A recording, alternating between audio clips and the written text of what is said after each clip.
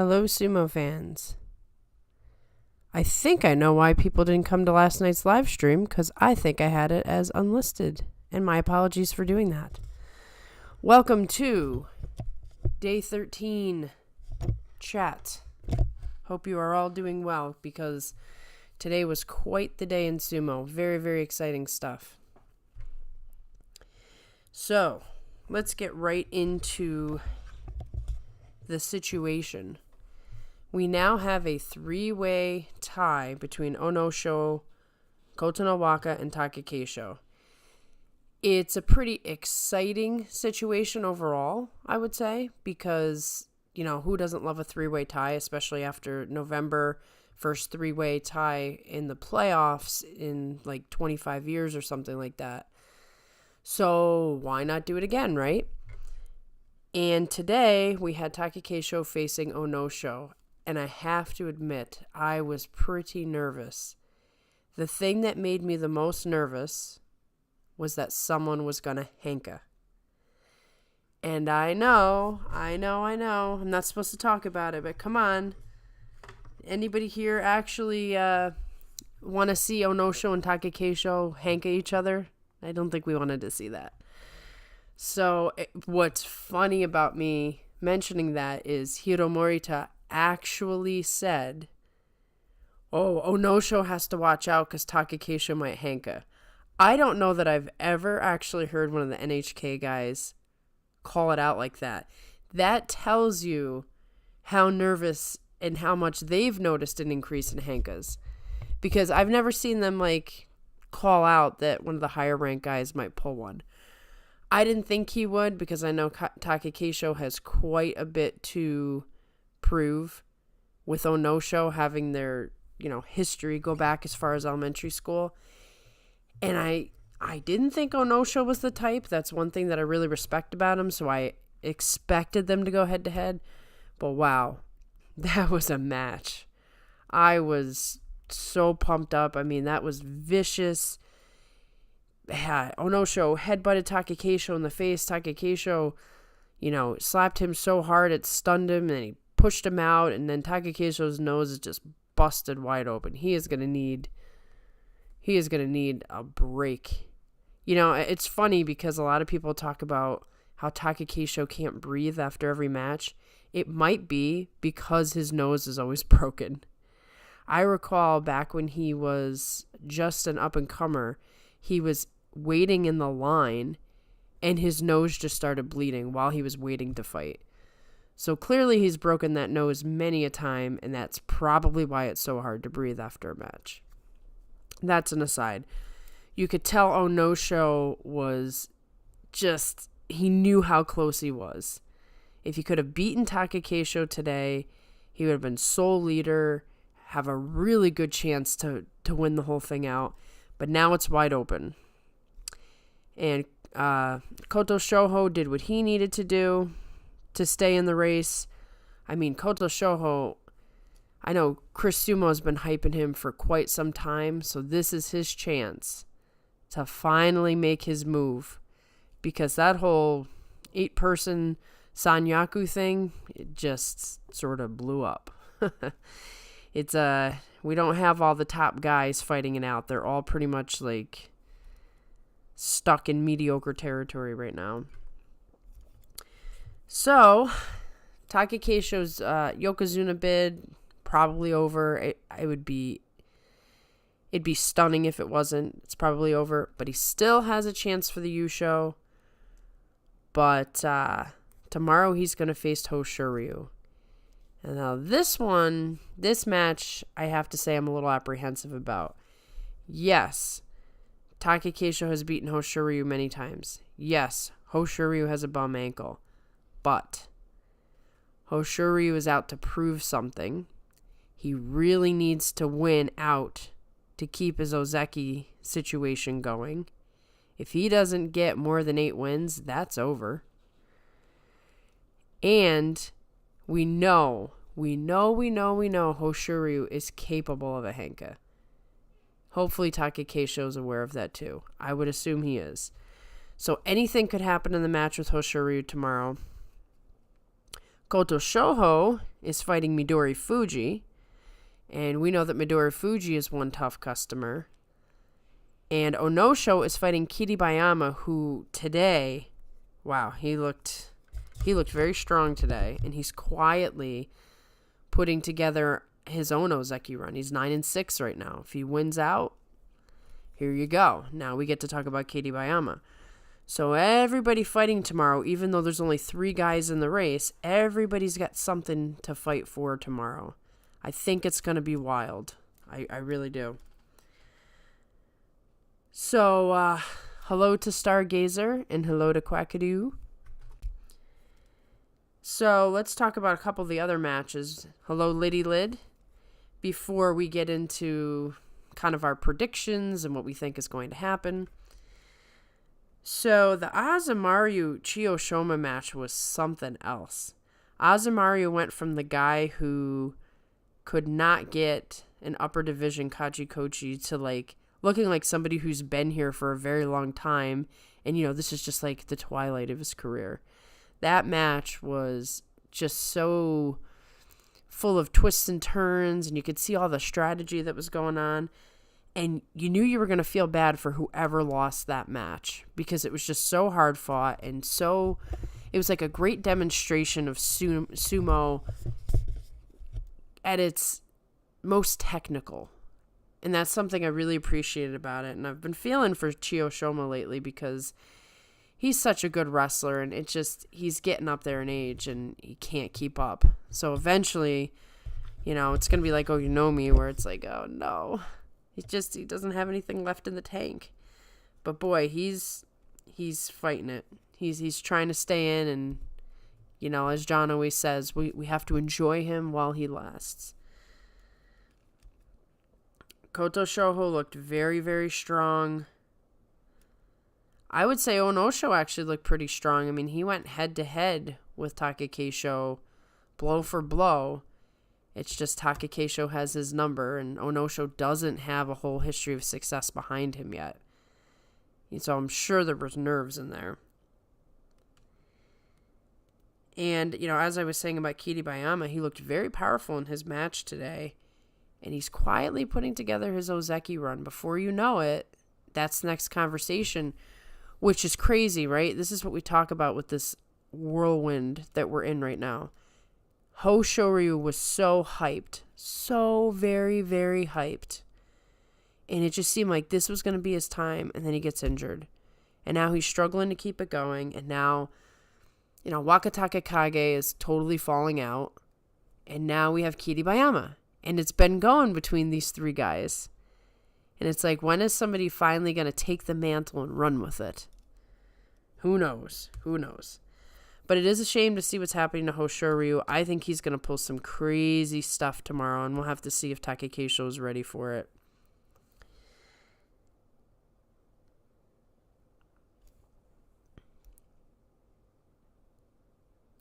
Now, interestingly enough, because it's a 3-loss situation, I'm really only counting Takakeisho, Onosho, and Koto Shoho, but realistically, Kiribayama and Daieisho are right behind them with Azamaru, which, okay, if Azamaru ends up winning the Yusho, I think we're just going to have to call it a year. I don't think that will happen, but I'm just saying this is how wild it is. A guy who couldn't even get a Kachikochi his entire career is technically in the playoff run. What can you do?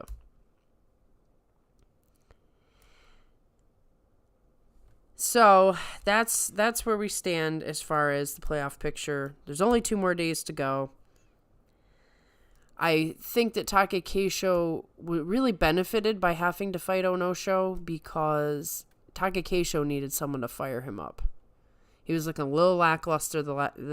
He was very nervous against Kota Nawaka.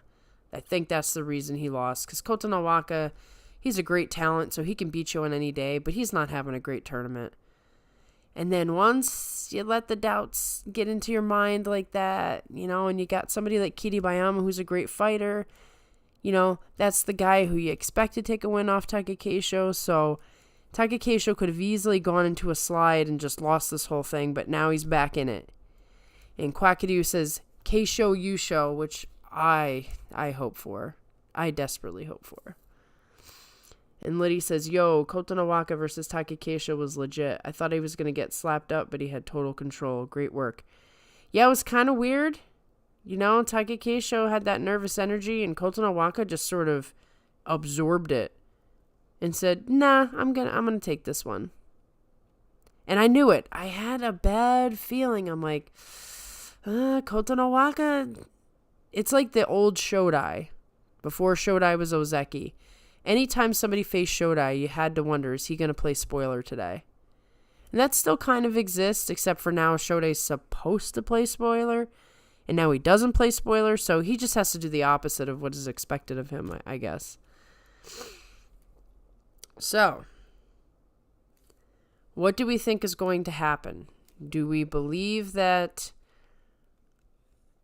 Let's look at the scenario. Say Takakeisho wins... Koto Shoho Onosho lose. Then that puts us at Takakeisho 11-3. Koto Shoho Onosho 10-4. I mean, that still puts us in a place where, I mean, I guess Takakeisho, as it is scheduled now, I believe, this is what I heard, Takakeisho is not going to fight Koto Shoho. This is kind of like the situation where Hakuho and Ichinojo were tied, and they did not have Hakuho fight Ichinojo. There is a scenario in which, no matter what happens, Takakeisho does not fight Koto Shoho. So we'll have to see. We'll have to see how this all goes. But do we think we're going to see a playoff again on day 15? Or do we think somebody's just going to take the reins tomorrow and just run with it? Quackadoo, I love your name, and I just think it's funny. Quackadoo says Kakadoo was happy to see him win. Yeah, I can see Kakadoo's training showing up. I can see it showing up with Kiribayama. I mean, Kakadoo, we never got to really... Like, if you started watching sumo most recently, you probably missed out on Kakadoo's best days. Because by the time Kakadoo was making a big splash, he got injured, and then he was in the same injury rotation as Kisaro Sato and Hakuho. But Kakadoo, very, very technical wrestler, a little bit smaller, very dynamic, capable of anything, capable of being Hakuho. Maybe not super consistently, but enough that Hakuho would always have to be worried if that was the final match. So, Kakadoo is just sort of the quiet guy behind the scenes who's going to end up training like the top guys. I really think so. It's going to be fun watching Hakuho and Kakadoo race to see who gets the first Yokozuna. That's like the behind the scenes battle that's going on. Though I believe they're probably pretty friendly. You know, those guys are all, you know, hanging out outside of sumo, friendly rivalry kind of thing. On two sort of down notes, you know, Nishiki Fuji, I was so surprised to see his record. As strange as that sounds, he just seems to be fighting so hard, and yet he's only a 4-9 now. And I mean, that's just a shame. That's the curse of being a small sumo. It's just, it's, you know, when we go into the recap, we're going to be talking about how Nishiki Fuji's sumo doesn't match the record he has at the end. And he's going to take a bump, and who knows, maybe because of how hard he fought Takakeisho, they'll be generous to him. But of course, the whole Banzuke might look very different now that Issei Gahama is out of it. Who knows what kind of influence, you know, he had, you know. Maybe they're going to punish Nishiki Fuji more because of what happened. And then Meisei, you know, I started a Meisei spoiler counter, but unfortunately he's doing so poorly that he's not going to get to fight any of the top guys, which is good for them. But I do like watching him play spoiler, so we might have to restart that counter or pick another guy for next tournament. Quackadoo says 5 of Kakadu's Yusho, he had to beat Hakuho to earn it. Well, there you go. He had to be good enough to beat Hakuho, or he wouldn't have gotten the majority of his Yusho wins. I believe Kakadu ended with 6. So, I mean, that just tells you how tough Kakadu is. And if Hakuho hadn't been in the same era as Kakadu, you could look at it one of two ways. I'm sure Hakuho influenced Kakadu, and just fighting him and training with him in between influenced Kakadu to be a better fighter. But on the other hand, Kakadu might have won way more Yusho if he didn't have to compete in the same era as Hakuho. It's one of those things, right? So we got to get Hakuho's era ends. But why could any of these other guys from the past just be a little bit younger so they would be in this current era? Like, why couldn't we still have a Kakadu? Or, you know, if Kisada Sato hadn't gotten injured, maybe he'd still be there. Or if Harama Fuji didn't, get involved in a scandal, maybe he'd still be there. It's like, man, everybody had to crash out at the same time. Quackadoo also says Hoshiryu to get his 8. I'm pretty confident he'll get his 8, but honestly, he needs to get, I think, at least 9 if he wants to go on a Ozeki run. If he only gets 8, then it's over. He's got to start over again. That's why I'm very worried about him and Takakeisho tomorrow, because, I mean, Takakeisho should know that Hoshiryu, if we know, Takakeisho knows that Hoshiryu is desperate and could pull a Hanka, could pull any number of moves. He's a very talented guy with a lot of belt technique, so he's kind of in theory, he's a hard fighter for Takakeisho, but Takakeisho has had his number. So maybe Takakeisho will feel confident, do his thing, and it'll be done. But speaking of Hankas, I have to bring this up. I can't help it. Tobizaru, his read of Mitakeyumi's Hanka and the way that he disposed of him was the funniest thing I've seen in a long time. I would like to record that video and just put it up as an example of why not to Hanka. Because there's all these, arguments out there about, well, Hanka, is a great move. It surprises your opponent. I would love to be like, here's the cautionary tale if you fail at the Hanka. That was amazing.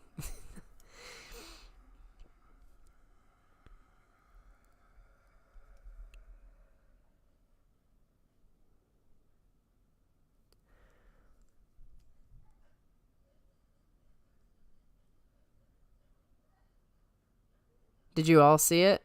Did you all notice the... it was kind of like it was the anti-Hanka equivalent to Hoshiryu's Hanka. So Hoshiryu had that very slick Hanka where he just grabbed the belt and used the whole momentum to throw the guy out very cleanly. And Tobizaru used the anti-Hanka to do the same thing to Mitakeyumi. And, I've had my beefs with some of the times that Mitakeyumi has chosen to do Hankas. So I really did think, this is a beautiful thing. Liddy Lid says, oh my god, dude, he was captured. He was. He probably felt like, no, I can't believe this is happening to me. Poor Mitakeyumi.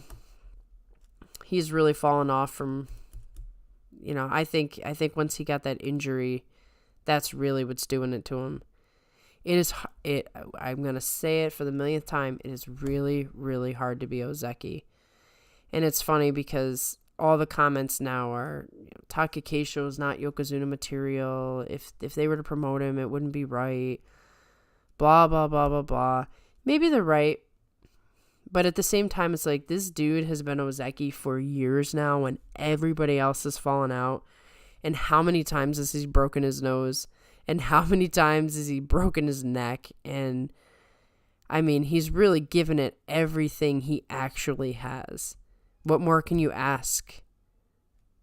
I don't know. So he wasn't born gifted with a tall body. Whatever, he's doing what he can do. We'll have to wait and see what Kinbozan does, what Asanoyama does, what Hokuseiho does. I mean, we got some big names in Juryo who are doing quite well for themselves that they're going to be coming. And I mean, Kinbozan is a monster. I mean, we're looking at some potential, like, really dominant performances to come. And Hakuho, he just loves Asanoyama. I want to see what Hakuho sees. I hope Asanoyama can be the guy that Hakuho talks about. Liddy Lid says, that's not the confident me Takayumi I've known from the past. No.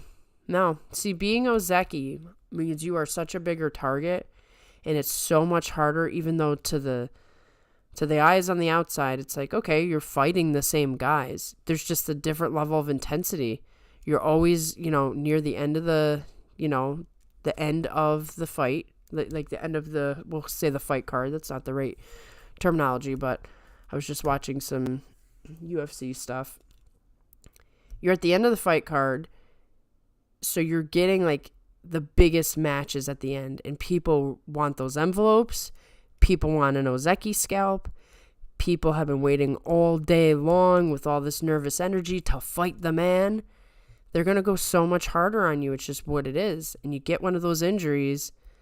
Ask Tochinoshin. Ask Takayasu. Ask Goedo. They were great fighters. Became Ozeki. And it just...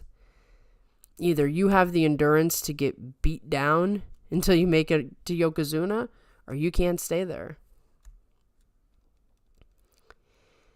Liddy Lid says Hokuseiho needs to learn to be more dynamic. Just standing up and leaning on people isn't going to work in Makuuchi.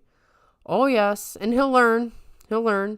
If you saw the interview with Oho on Sumo Primetime before this tournament, one of the things he said he was so surprised about was how much faster and stronger the Tachiai is, for example. Like, in Juryo, they just don't go at it as hard as they do. Just that one little thing makes a big difference. Like, you're not going to just be able to absorb everybody's attack and then lean on them until they're going to lean on you. And you're going to be like, whoa. Now, of course, there's a little bit of a shift because there's a lot of small guys that are kind of doing their thing, and some of the bigger guys might be on the way out, but I'm hoping Hokuseiho comes up and has to face like an Oyama, or we'll see about Tochinoshi, and unfortunately I don't know if that'll be the case, or Ichinojo. Ichinojo will actually be in Juryo most likely next tournament, so maybe he can do some leaning on Hokuseiho and show him what it really feels like to be leaned on.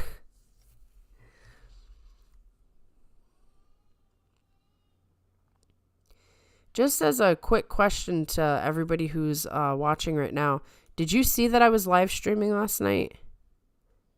Because one person came on and not anybody else. And then I realized that one of the settings had changed to unlisted, so I wondered if maybe that's what happened.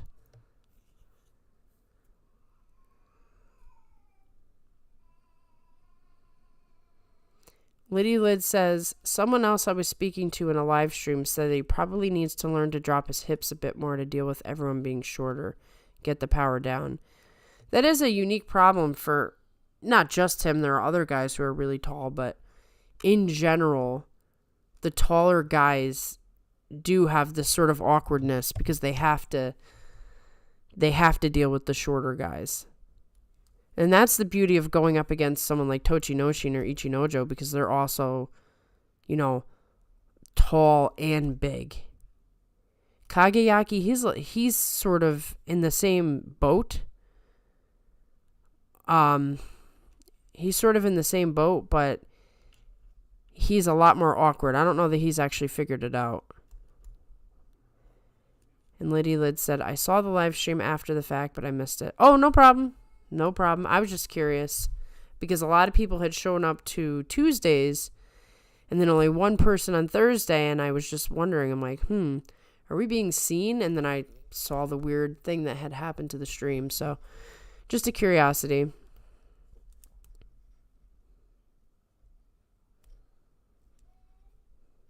I'm really looking forward to March. I don't think that Teruno Fuji will be back, but I'm hoping as much as I like this tournament, particularly because Takakeisho, he's showing us some new stuff and it's been very aggressive. I mean, after that fight, I was shaking with excitement. I'm like, wow, that just really pumped me up. But we need something to change. I'm really disappointed that the Sanyaku have done so poorly. And I think maybe if Takayasu was in there, he sort of mixes it up good. Or just even if one of the Sanyaku, if Hoshoryu was having the tournament he was supposed to have, there'd be a little bit more life to this. It's a little strange to me to see Onosho.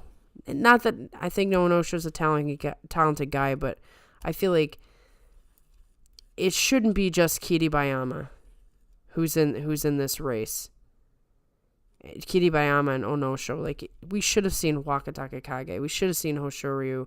Maybe we should have seen Takayasu. I'm looking forward to maybe getting something that resembles something normal. So when Teruno Fuji comes back, if he can handle it, that's going to bring some normalcy back. Takayasu coming back. Maybe some of the new guys, like I said, Kim Bozan. Having Asanoyama back, although John thinks it's very, very unlikely that Asanoyama will be back in March.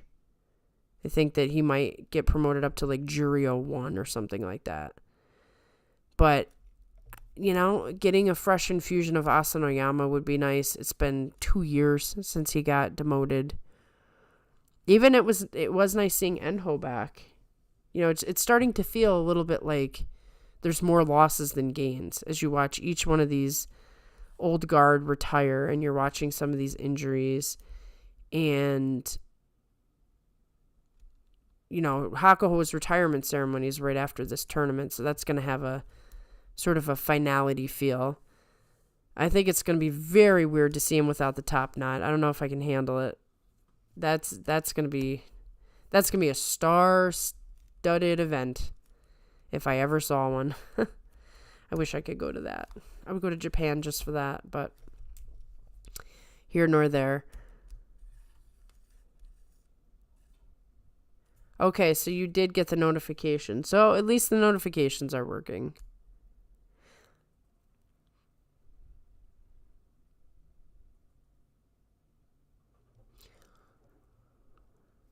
Well, that's all I got, guys. Unless you have something to bring up, that's pretty much all I have to talk about. I will give you some like a sneak peek of what's coming up with 42 Opinions, actually. So John and I, behind the scenes, are working on some special videos that would be sort of focused on particular wrestlers. So we do like sort of a deeper glimpse into certain wrestlers that hopefully we could make a couple of videos that we could throw out there in between Basho. Since we can't always get together and since there's like long stretches in between, just to give a little bit more content. If we put any of those videos out, I will also do it in the premiere way so that we can always have the chat. And then also we will be doing, this is the last live stream. This is the last live stream for this tournament because I don't usually do it on Saturdays. And then by Sunday, there's no reason to do a live stream because we have the recap show. And I do see that there are some comments that I will read those. I'm not going to just take off. So if you have any more comments, put a whole bunch in so we can talk more. But so we're going to have the recap show. We record that on a Sunday. I release it on a Monday. I do what's called the premiere so that we're not speaking live, but I am listening to it live and able to chat with you guys live. That way we can just always have conversations because it's actually very tough for the two of us to record and respond live because we go so long in the show. I've definitely noticed that the shorter sumo videos are getting like thousands of views and our sumo videos are not. Part of that is probably, people like those videos more. But another part of it is the second somebody clicks on a video that's 2.5 hours long, they have to decide if they really want to watch it. So, because of that, it's better for us to record, put it out there as a premiere, and then I will chat live with everybody through typing. That way we don't make it a 3 or 4 hour podcast. But yes, look forward to, once John and I record a few more videos, there'll be more content in between bashos. We're going to really work on that just to help with the sumo droughts. Liddy Liz says, they will do the same thing that they did to Ryuden when he was making his way back up after suspension. He had had enough, but they held him back in Juryo for one more tournament. I could definitely see them doing that, most certainly, because, I'm torn on it. On one hand, I could see them doing it because Asanoyama, he lost his rank because of a suspension. On the other hand, I think people are really anxious for him to come back because we have such a vacancy up at the top. So it depends. We don't know who's actually on. We don't know who's actually on the committee, like what their thoughts are. Are they pro Asanoyama? Are they against the guy? Are they still bitter about the fact that, he did what he did during COVID? Or are they like, oh yeah, I guess everybody was doing it? I don't know. So I could see it going either way, but John is absolutely convinced that they're going to hold him back. Stargazer says, your thoughts on Roga. I'm going to be very honest with you. I haven't been following Roga as much as I should. So throw something out there for me as far as something, like, I don't know if you're just saying on him as a wrestler in general or if something just recently happened, but unfortunately, I have not been following Roga that well. If you ask John that question, he definitely has been following Roga. Mitch says, I think depending on how the records work out in Juryo, Asanoyama would be somewhere between 5th and 7th to go up. Too many higher ranked with promotable records. What is the playoff situation looking like in Juryo? Because I know Asanoyama was fighting Kim Bozan. They both had, what did they have? 11-1 record. And then Asanoyama won. So is he the sole leader? Is he, what is the situation with the playoffs? Because if Asanoyama were to win the Juryo Yusho, that does affect things, but I agree with you. I mean, he's so far down. It really is it's next to impossible, but I think there is precedent for it to happen. But I mean, he'd have to do a Zen show, and that's already out the door. That's what I thought. So Asanoyama, that's what I thought. Asanoyama is in the sole lead by 1. He's in the sole lead by 1, but he has 1 loss, and just that 1 loss probably keeps him, even if he wins the Yusho, it probably keeps him away from that tiny little chance that they would put him in the bottom of, the Maegashira. With that said, we are going to have a new Banzuke committee, or new leader of the Banzuke. It would be interesting, because I don't know how long Issei Gahama was in charge, but it'll be interesting if we see anything really radical and different that we haven't seen before. But then again, it is a group dynamic, so just the change of one individual probably doesn't change it that much. But it'd be interesting. I mean, I was surprised when they did, 8 Sanyaku spots.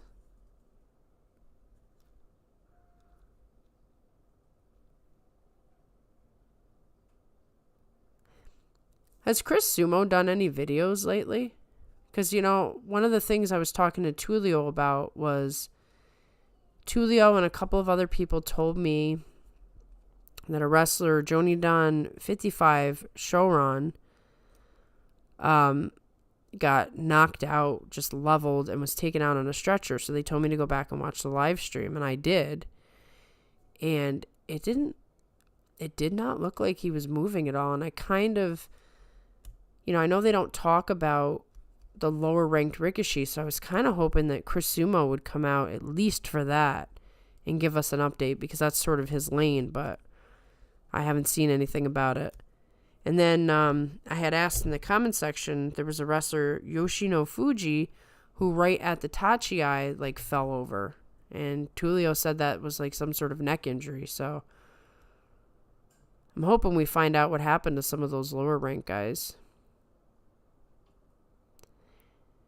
And Mitch said, right now I'm thinking 3 demotions to Jurio plus the opening by Okinomi. Yeah, there's 4 spots. And a whole bunch of guys right at the top who are probably, there's probably no room for Asanoyama to come up yet. Even if he wins the Yusho, he's going to get stuck. I could see them promoting him up higher than 5th, though. Potentially. Because if he only gets up to, if he wins the Yusho, only if he wins the Yusho do I think this. If he gets promoted up between 5th and 7th, he would have to win the Yusho again to get back into the upper division. And I do think they want him in the upper division sooner than later.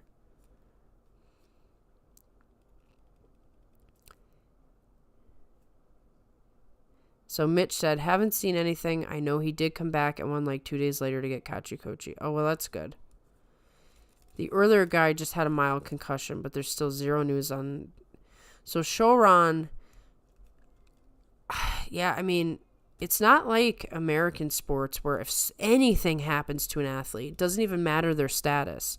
You will hear about it on the news. You will hear for days about a guy getting injured on the news. In Japan, if the guy even like was paralyzed or, God forbid, died, we still might not hear about that. That's why I'm so nervous about it. But I'm assuming if something that horrible happened, that maybe Chris Sumo would find out about it. Maybe it would be in a small section in a Japanese newspaper somewhere, but I don't know. I really don't know.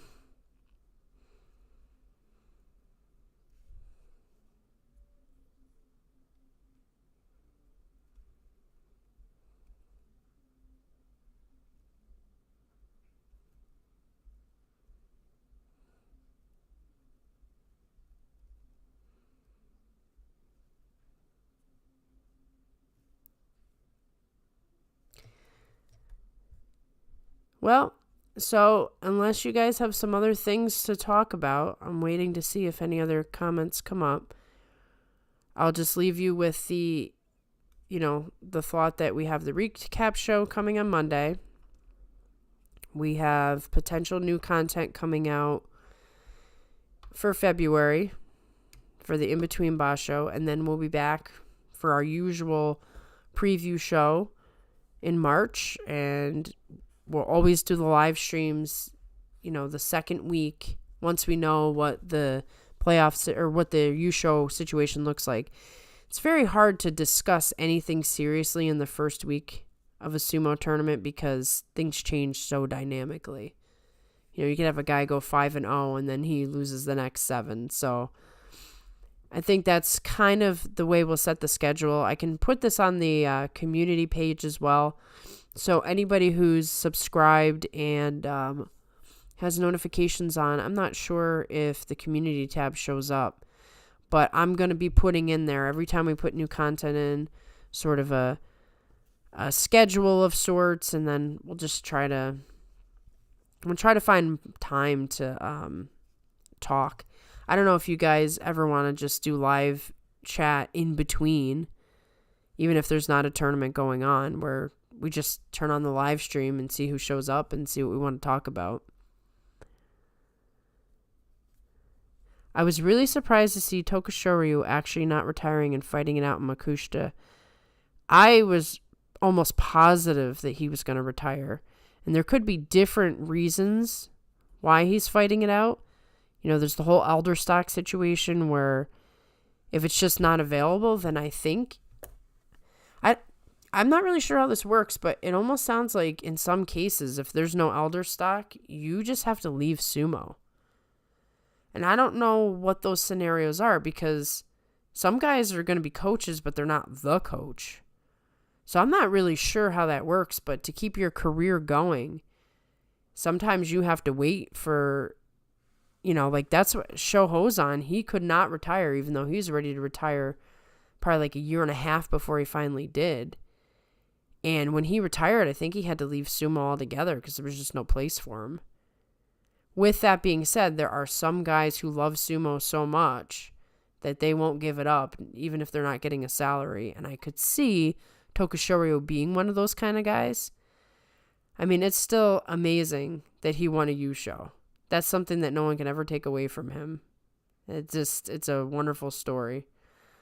So who knows? It could be that he has the heart of a lion and he doesn't care if he's demoted. He doesn't care if he's not making money. He's just going to keep fighting.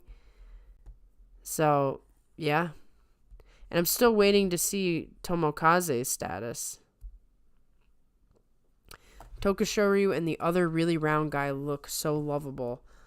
Are you talking about Tsurugisho? Tsurugisho and Takakeisho sort of have the same body type going on. Different styles, but very similar body type. And Tsurugisho's battling it out, back and forth between Juryo and Maegashira. And Mitch says, probably, looking online, there's like 2 stocks available, but I don't know how one gets one. There's a lot of, like, deals and stuff, and almost like giving away to one, like they choose the guy in advance. Like Asanoyama, he's already got the elder stock. For instance, it was already decided, like, you are the man. So it's almost like you get to choose your successor based on how good they are. But then there's also weird things like with Hakuho, if the Sumo Association had let it, Hakuho would have been given honorary elder stock, able to keep his name, start his own stable, and they would not let him have it. And that was messed up. So that's why he's Miyagi-no, because he wasn't given that because they were mad at him at the time or whatever their reasons. I don't know what the stated reason was, but they were definitely mad at him at the time and said that he was like shaming the sport. And now it's like, wow, whenever Hakuho shows up, everybody wants a piece of him. So in hindsight, that probably was not the best move because no one's referring to him as Miyagi-no either. I mean, even the NHK guys have a hard time saying, oh, hello, Miyagi-no. It's, oh, look, the former Hakuho. Like, they should have just let him have his name. They should have let him start his own stable. Whatever. He's always going to be Hakuho to me. But this would be a fascinating video to delve into how elder stock works. I hope I'm not giving another channel this idea. But I don't know that anybody's done. I'm sure Chris Sumo's done something similar, but maybe we could look into it and do an elder stock video. I'm writing that down. Because even if somebody's done it, there can't be that many people who've done it. I think part of it was like timing. Hakuho, I think, lucked out since his coach was right at retirement age. I wonder if that wasn't the case, if he would have gotten honorary stock. It's possible, like, if the Sumo Association was in a bind where it was like, okay, his coach isn't going to retire for another 15 years. If we don't give him elder stock, he's just tooling around and waiting around. If they would have made the same move. But they probably did say, oh, he's gonna get Miyagi-no's like right away, so we don't need to give him elder stock, the honorary elder stock. But definitely, I mean, I'm sure that was their justification, but I think they did it to stick it to him because they didn't like that he was doing the forearms and the slaps. Lady Lid says, would be interesting to learn about elder stock in the sumo structure. I wrote it down on my list.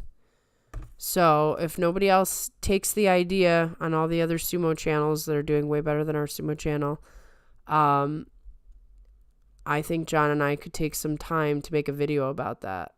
That might actually be very interesting to... I think everybody kind of wants to know who doesn't know. I don't even know now. So we're going to have to do the research on it.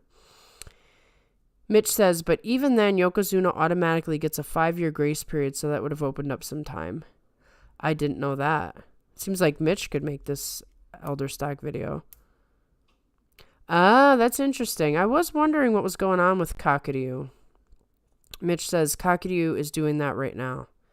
Yeah, I mean, Kakuryu has to run his own stable. Kisano Sato's already running one. And he was only Yokozuna for... Was he Yokozuna a year, maybe? And he only fought twice? Once? When I started watching sumo, Kisano Sato had not... He had been promoted to Yokozuna, and I hadn't seen him fight a single fight. And I went a whole year before he finally came in, and then he came in and lost the first 4, and he was done.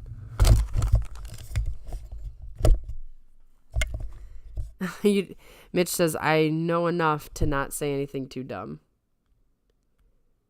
Well, you know, that's better than me, that's for sure. It's something that I've wanted to look into, but I haven't yet, and I've, you know, put pieces together based on what some of these guys are doing.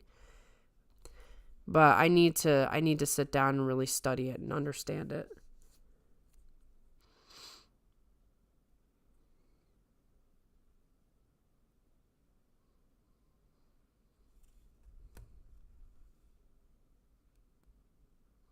I'm curious how long you've been watching sumo, Mitch.